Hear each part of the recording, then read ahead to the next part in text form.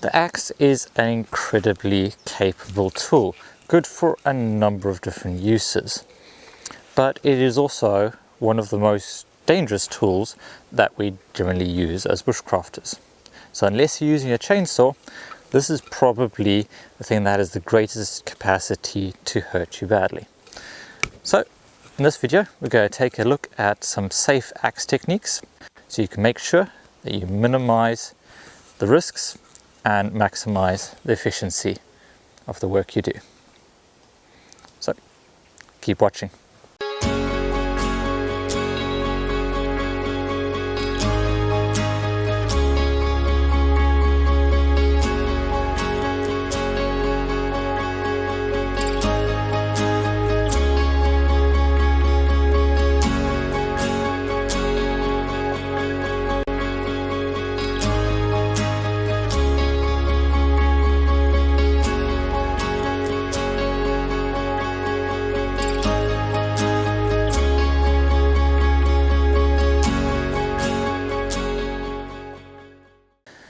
Safe use of tools in bushcraft is critical. I mean, it's not so bad if you're working your back garden in city centre where you can get help pretty easily in under 20 minutes. But if you're out in the woods and you're a good hour away from help, or out in the wilderness where it could be days, you really need to be intentional about your use of tools and make sure that you're using them safely, because if you're out there and nobody can help you when you're bleeding out, you're not going to last very long.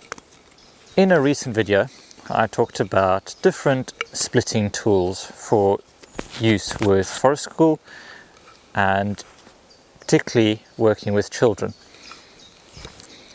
Now in that I described the perils of the axe.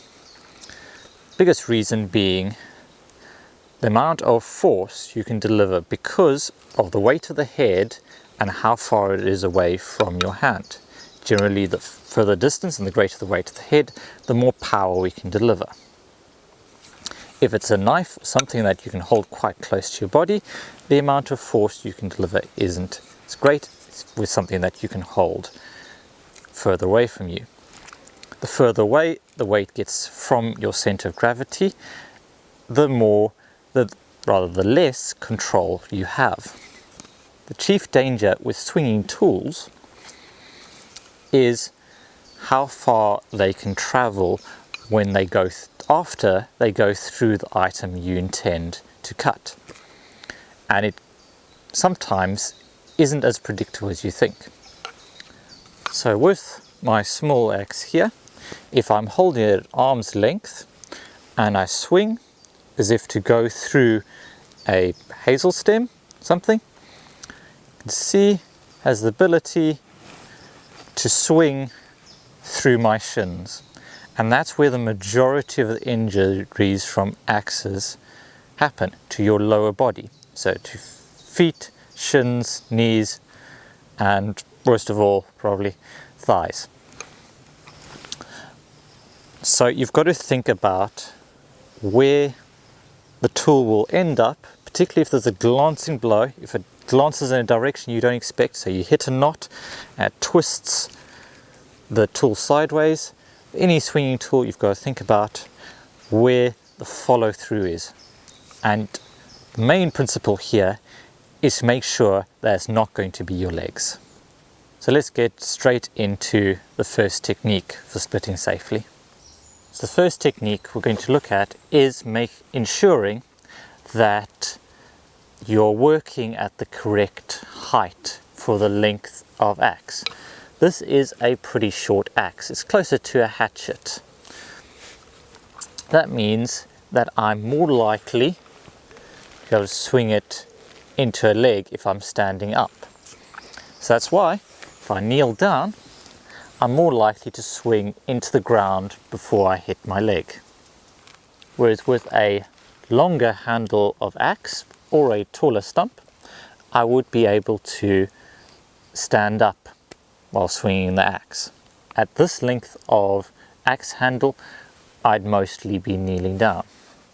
With my height set to the length of the axe handle and kneeling down, I can split wood quite safely without worrying about a blow going through and into my legs. The second technique is to ensure that there's as much between you and the axe head as possible. So in this case, with this stump, we're going to make sure it's a solid stump, and we're going to move our wood right the way to the opposite side. That ensures that if I miss, or if I have a glancing blow, if I put too much force in, it will have as much wood to go through as possible before it hits me. Now if I was splitting standing up, then I'd be looking to apply the same principles. So wood as far away from me as possible, and I would also be looking to reduce my height as the blow comes down to ensure that the axe blade goes as close to horizontally into the stump as possible, into the wood and into the stump. If it's coming in this direction, this angle, it's more likely to swing through. So what I'm going to try and do is drop the axe head straight down. This means dropping my knees as I drop the weight of the axe head, so I don't get a swing through. I drop it into that there. I drop my knees. Dropping my knees also reduces my height. So if I've got that shorter axe handle, it means that I'm less likely to have it swing through the stump. And overstrike there. Now, as I said at the start, when you're on extended trips or away from help, you need to be thinking tactically and thinking about risk benefit. So thinking about some things are riskier but they yield greater benefit, but is the risk too high for the amount of benefit? That's something that you need to weigh up. Now, these techniques where the axe is swung have inherent danger. There's a lot more motion, there's a lot less control. So one of the things we can do is we can use, if I can find it, yeah, we can use a mallet to split the wood. So we hold our axe one hand, rest the top on the wood that we're splitting, give it a tap, send it through. Now, for reasons that I detailed in my last video on splitting, this isn't generally a good idea to do with heavier pieces of wood or things that you have to hit really hard. But for light taps to go through smaller kindling, it's fine. You're unlikely to deform the head too much, as long as you're not using too much weight or too much force. And this makes the splitting process a whole lot safer. The movement the axe makes from this point down to this point is limited, as opposed to a swing which is moving from that point all the way down to that point. The more swing there is, the more potential there is for danger, for injury.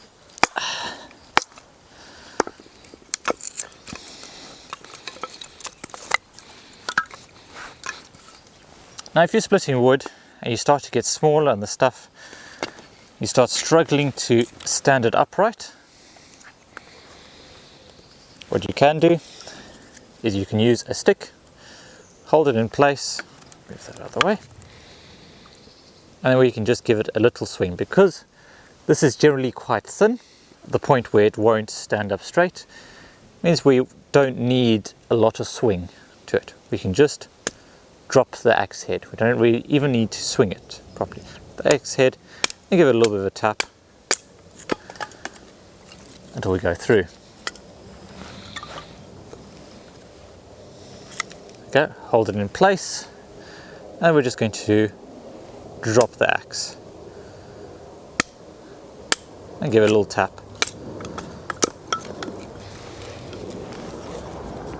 Then when we start getting really thin, that we know we can't really stand it upright at all, this is when we switch to the next technique.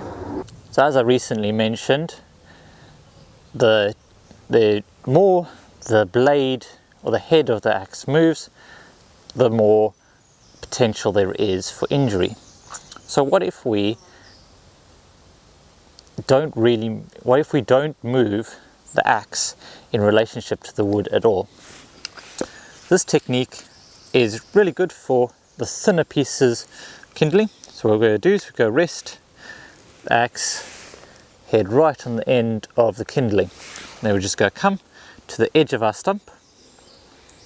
So this is where we are kind of bending the rule about keeping as much wood between us and the axe handle, the axe head as possible. But because we are using small controlled motions, it's acceptable. So what we're going to do is we're just going to tap edge of the wood just on the edge of the block there, and then pull wood sideways. That wasn't the greatest split. Let's try it again. Just a little tap, and then pull the wood sideways.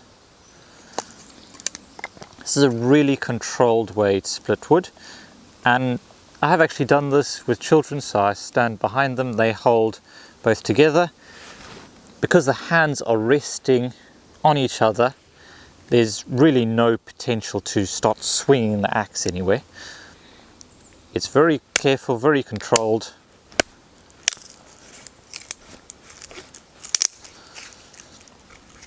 Because the axe head isn't going anywhere in relation to the wood.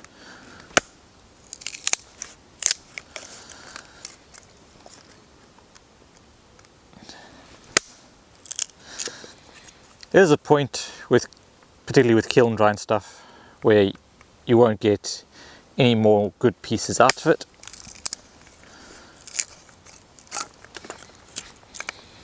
There we go. It does also work with thicker pieces, but it requires a bit more force. Really, it's probably better to use a mallet for that sort of size.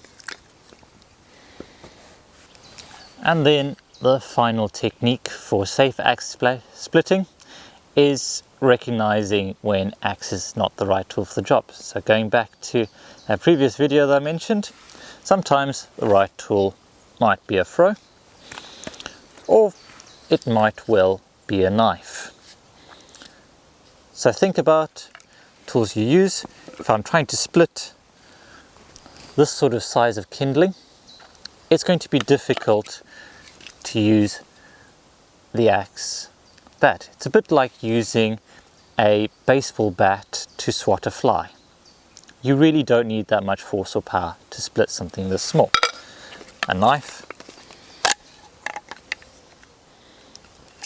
and a baton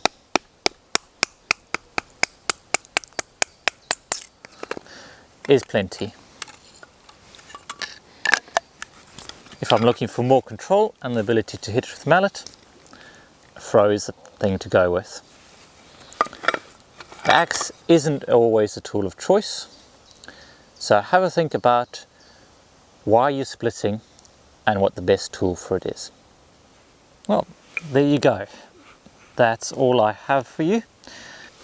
I hope some of those tips and tricks will prove useful for you in developing some good safe axe technique.